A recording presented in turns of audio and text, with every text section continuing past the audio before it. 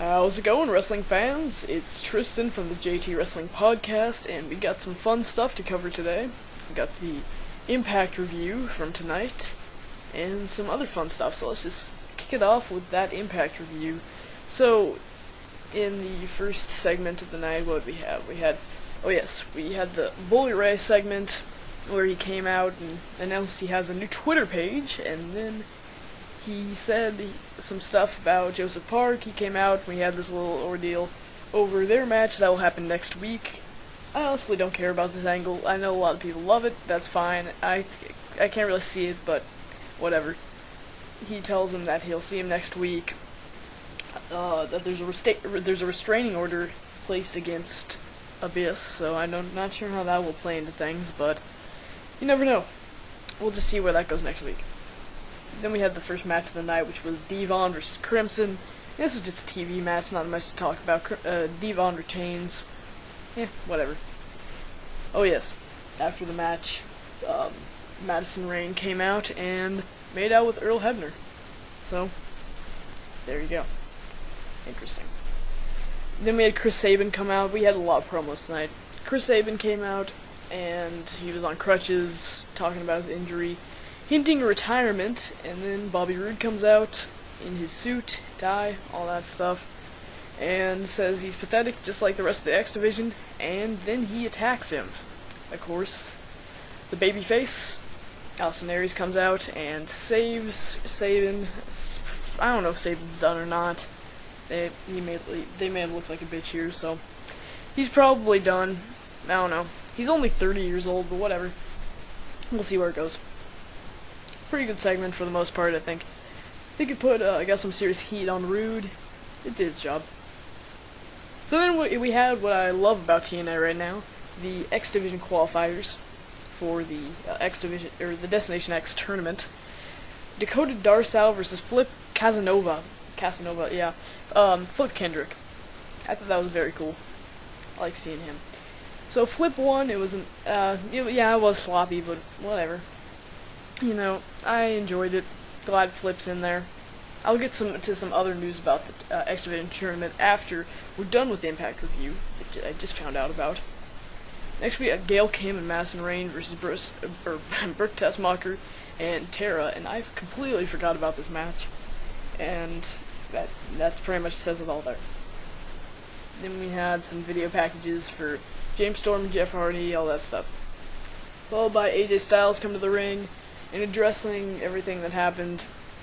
Basically trying to shy away from the storyline, which is what needs to happen right now. I actually like the storyline, I know a lot of people don't. But what you really need to do is focus on the match, and that is exactly where they went with this. Daniels came out, they had a big whatever, you know. And yeah, now it's all about the match, no storyline involvement here. Hopefully we'll see a Destination X.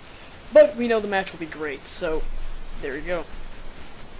Backstage we have something about the Sting attackers with Hulk Hogan being filmed by camera guys, and yeah, we'll see where that goes.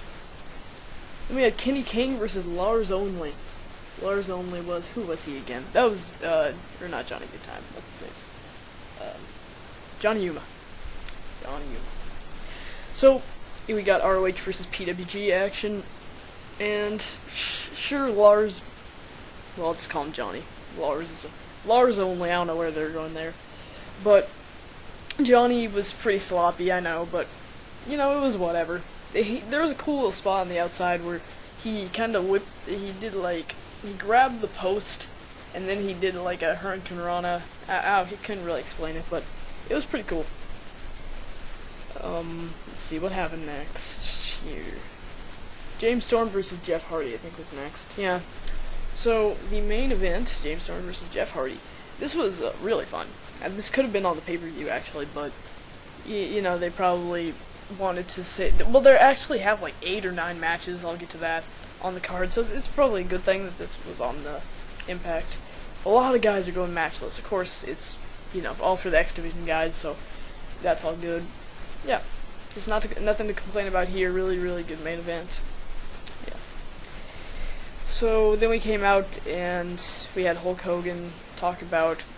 Is that what Hulk Hogan did? I forgot what Hulk Hogan. Oh no, that we had billed for the match for the main event of Destination X, and we also heard that Phoenix, Arizona, will be the host of Bound for Glory. So that's cool, I guess. I could actually be going to that show if it wasn't for. I won't get into that, but whatever. I live a ways away, but whatever. So that's your Impact review. Overall, I thought the show was good. Nothing more. It was maybe alright. I don't want to say it. Not if I say good. For a go-home show, it was alright. Okay, so the breaking news, from what I've heard, the inside report. I haven't heard reports on this. At first word, I hear there will be a 4-way of all the losers in the X Division qualifiers to determine who will be the 8th man in this tournament at Destination X. So if you don't know already, there will be 8 men. Then there will be 4 singles matches. The 4 winners will go on to an Ultimate X match for the X Division Championship. Then we also have Samoa Joe versus Kurt Angle. And we have... Oh, by the way, I want Jigsaw to win the 4-way and become the 8th guy. So we have... Yeah, Samoa Joe versus Kurt Angle. We have the last man standing between Christopher Daniels and AJ Styles. We have the main event. We have Austin Aries versus Bobby Roode for the TNA World Heavyweight Championship. So we'll see how this... I mean, this card looks awesome. It really does. This is one of the best mainstream cards I've seen. That's tough. Probably since Money in the Bank last year, I'd have to say. Money in the Bank is a week from this Sunday, a week from Destination X. So we'll get to that on the next show. And I'll also review Destination X. I'll have a lot to talk about next week. So there you go. So I have some Chikara news to talk to you guys about. I think we're done for... Yeah, anyways. So Chikara King of Trios news. So far, the teams that have been announced to participate are Team Extreme, which is Jerry Lynn, Too Cold Scorpio, and Tommy Dreamer. I really like that team. It's cool mixing it up here. We got Fist, Batiri, Spectral Envoy, the Throwbacks, which consists of Mr. Touchdown, Dasher Hatfield, and Matt Classic. Good to see Classic on there. Then we have Team JWP, which looks very cool. And Team Ring of Honor, this is a question mark. A big question mark. The Young Bucks and Mike Bennett. I don't know how Mike Bennett fits in on that team at all, but whatever, you know. I'm not a huge Bennett fan like some people, but we'll see. It looks, you know, all the teams competing so far look really good, so. King of Trios is probably my favorite, it's definitely one of my top 5 shows of the year. Top 5 favorite.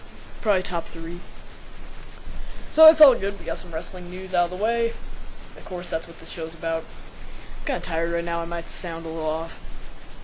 But I got other stuff to do. So I'm going to let you guys go if I cannot think of anything else to say. Yeah, it's kind of adjusting to doing the show alone, but it's all good. I'll find some guests who come on the show every once in a while. You saw Britton Harrison, Dylan King on the last show. That was fun. Once again, subscribe to them.